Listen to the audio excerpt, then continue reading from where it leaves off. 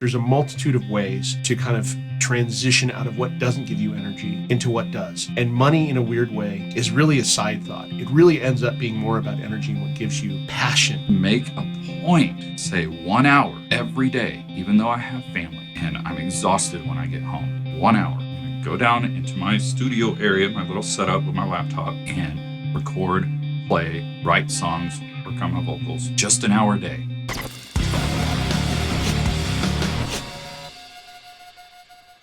Hello, I'm Michael Amade. And I'm Draven Gray. And we're with the Unleashed Singer, where we use our combined 50 years of experience as professional singers, songwriters, and producers to help you become the singer you've always wanted to be. Now, your job sucks the life out of you, leaving no time or energy to work on your singing, or much less building a career you want as a singer. We know how you feel. Thankfully, the fix is simple. One of the best things you can do is schedule a little bit every day so it builds up to a critical mass that will allow you to be in music full time. Now, in my case, I came from being a musician for a long time in my life, and then I ended up leaving and working in other areas. And I started feeling really drained and like I didn't have any energy to focus on music and what I wanted to do. So one of the first steps I did was I transitioned into a job that was all based in music. I was teaching at a school, which meant I was playing piano, singing all day long, which it has its good and its bad sides, right? And one of the things I found about that was, I was playing music, but I was still so exhausted.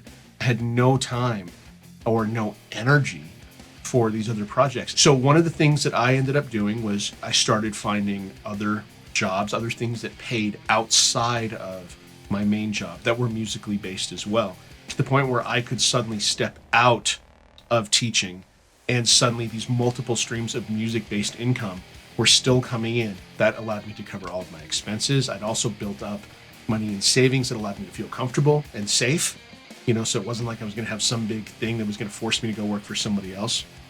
So I kind of took the math approach. I added up money. I made sure that I had other streams coming in that could cover everything. So it was a very deliberate step. But then I was able to jump out and just do music full time, which I do now. And it's only developed from there. I have a student who I see go through the same thing. Absolutely hates their job. They hate it with the passion.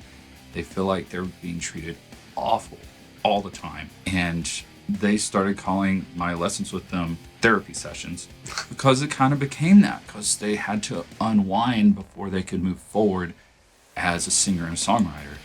And it's seeing them make a point, say 1 hour every day, even though I have family, even though I have this full-time job that they're overworking me at, and I'm exhausted when I get home.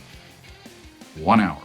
I'm gonna go down into my studio area, my little setup with my laptop, and record, play, write songs, work on my vocals. Just an hour a day. And he's about halfway through a full album. See, and that's perfect. And I think going off of what you're saying is that I did a really crazy thing, which I'm not suggesting everybody does, where I started getting up really early in the morning. I used that quiet time to write books, to write songs, to do podcasts. And 1 year, did over 500 podcast episodes in a year, put out multiple albums and books, because I use this time to work. And I also use the edges of the day, right? So say I was teaching and I would have a period off teaching someone else. Well, I still had all my musical instruments right here. Okay, what can I do? I can be working on this song. I can be doing this. I can even teach other people how to do the things I want to do. And I'm growing, I'm learning, my head's always in it.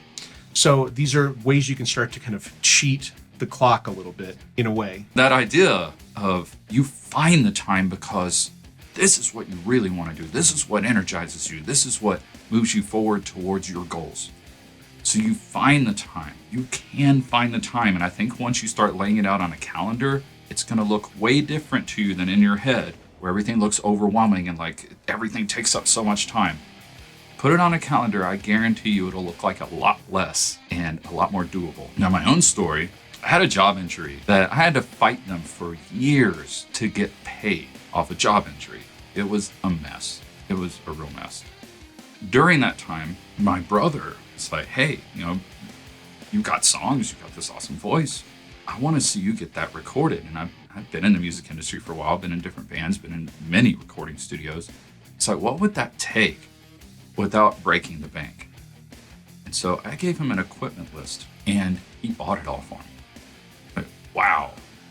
So instead of being like, awesome, I'm going to record an album because, I have all this time right now. It's like, awesome, I'm going to record other bands. So for, 20 years, I recorded other bands.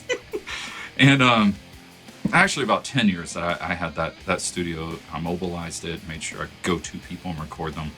And they started asking me for advice in their music careers, and I started building that side of it as well because I'd been on a record label. I'd played lots of really big shows with a lot of big names. And eventually came to the point where it's like, I'm doing this for everybody else. Why don't I do it for myself? So I started doing it for myself. And at this point, I'm making it sound glamorous.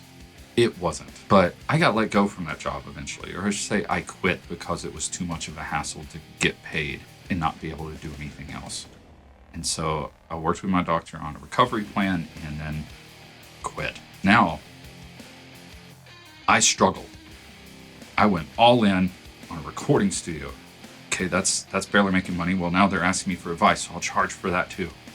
Okay, that's not really doing anything, but what if I turn it into international? Because now I know people that can help me turn this into something bigger, and they're big names. The leader of Rhapsody of Fire and this other millionaire that they're asking me to coach bands with them. Okay, let's do that. Yeah, I'm making a little bit of money. Barely getting by. It took, after I convinced several of my friends to teach, it took them convincing me to teach music before I finally found something that clicked and energized me. It kind of combined my experience and everything else I've been doing. And suddenly I had energy. Now, I know I'm going into a lot here, but what I'm saying is I've made a living off of music for the last 25 years. I've made a decent living off of music for the last 5. I've been performing professionally for the last, I don't even know how long now, 30. There are ways to do this. Now, all of those other things were draining me, and I didn't let them go fast enough. That's another thing to think of here. If it's draining your energy, what's the absolute worst that could happen if you got rid of it? And what would be your plan if the worst did happen? We'll talk about that in another video too, but think about that right now. So what if you quit that thing that's draining all of your energy? What if you found another way? What if you tried other ways? There's a multitude of ways to kind of transition out of what doesn't give you energy into what does. And money, in a weird way, even though it seems like it's the forefront, is really a side thought. It really ends up being more about energy and what gives you passion and value. And where you can add value Yes. brings in money because people want to support you in that. Whether that's another job or it's your own thing. Where you can add value, that energizes you. You're going to find that the money's just there. So learn from our experiences. We've made a lot of mistakes and we've done some things right. And we keep learning more and more and talking to people who've done both good and bad things in the industry too. And we kind of bring everything together. And this is what we want to be able to share with you here in these videos. I want to say if you want help with any of this, please reach out to us on unleashsinger.com. And I'll leave a link in the description to my Rock Singing 101 course, which takes you through all the foundational stuff that I've seen help singers from beginner to advanced really take their voice to the next level immediately. So reach out to us, check out that course, and I hope to see you there. But feel free to ask questions regardless.